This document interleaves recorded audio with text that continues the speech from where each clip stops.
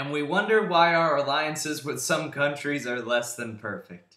Hello and welcome to my review of Trey Parker and Matt Stone's Team America World Police, requested by Commentating Days. So Team America World Police is a movie that stars an entirely puppet cast and centers on an actor who has to go into a terrorist regime and impersonate terrorists so they can find WMDs that are being held by Kim Jong... Wait, what am I even doing describing the plot of this movie? You want to know what this movie's about? This is Trey Parker and Matt Stone throwing every single idea they've ever had at the wall and seeing what sticks with puppets. So I was actually really looking forward to seeing Team America World Police because not only have I enjoyed what I've seen from South Park, but also I have an incredible weakness for puppets. I think they're just the funniest things ever. So I really thought I was going to love this movie. Unfortunately, not so much. I'm sorry guys, this movie really didn't work for me. And I know I'm a sourpuss for saying it, and I know that I'm going to get some hate for this, but this movie just fell flat for me on pretty much every level. But don't get your pitchforks to kill me yet. Yeah, I'm talking to you, person with the pitchfork. I see you. Don't come for me yet. I will explain. Sit down. To me, what essentially happened here is that Trey Parker and Matt Stone made Hot Shots, but a raunchier version with puppets. And to me, that just didn't quite register, because I'm used to a much sharper brand of humor from these guys. I know they're supposed to be offensive. I know they're supposed to be stupid, but they're not offensive because they're stupid. They actually, in South Park, from the ones I've seen, they really have a point that they're going after in every single episode. There's a sincere and honest cultural satire that they want to create, and they do it in a very unique way. In this film, it just really seems like they went back to the well. What can we do with all these tired action movie jokes that everyone's told 100 times, but let's just make it 15 times more absurd, and let's do it with puppets. And to me, it just never really got off the ground because they didn't seem to have a point with what they were doing. It was just sophomoric humor with puppets that just wasn't particularly clever or unique or funny to me.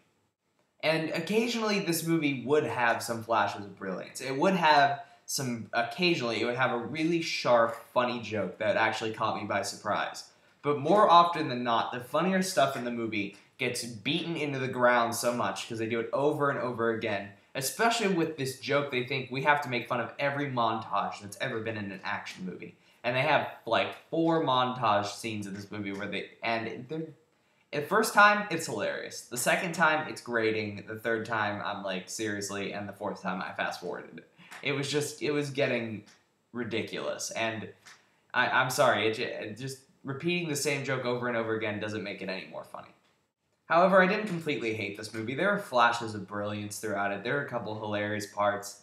There are the songs, which are pretty funny throughout. There's the America one I played before. There's this pretty funny song by Kim Jong-il, all this kind of cool stuff. There's a few sight gags at work, and I love the way the puppets walk. Just for some reason, when they're waddling like this, I find that really funny. But for the most part, these flashes of brilliance are few and far between. But finally, I have to say, my favorite thing about this movie, honestly, was the set design and the way they filmed it and the way it was engineered. I thought this was just a great-looking movie. All of these vast puppet sets that just look so cool, and like all these different maquettes and stuff they must have built. It really is a cool-looking movie to look at if you're into puppetry. And that's what really got me through it, was just looking at it. All these sets and elaborate costumes they built for all these guys. It was a cool movie in terms of design, and I have to admit that.